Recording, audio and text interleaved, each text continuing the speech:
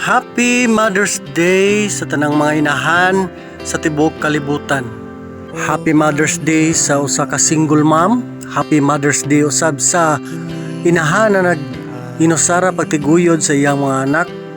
Happy Mother's Day sa usa ka inahan na tuwa karon sa prisuhan.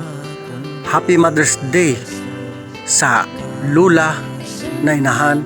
O Happy Mother's Day sa tanan. Usbon ko Happy Mother's Day sa tanan.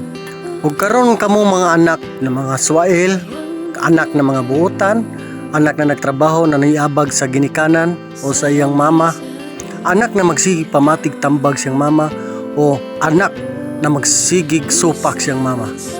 Karong adlaw sa Mother's Day, inyo na kaning panahon sa pagkakos kanila. Ayaw niyo paabota na unya ra mo istorya og mga nindot ngadto sa inyong inahan o mo appreciate ngadto sa inyong inahan kung ang inyong inahan natog na hangtod sa hangtod. Dili na sila kabati niya na. Ayaw niyo paabota na moabot na ng panahon na. Karon pa lang ganidaan.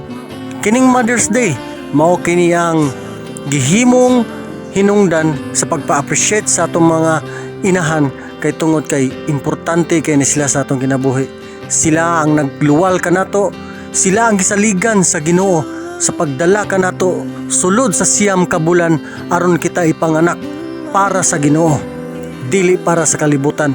Yes, nagkinabuhi ta ning kalibutan na, pero gigayran ta nila na ang Ginoo mooy naghatag nini kanila.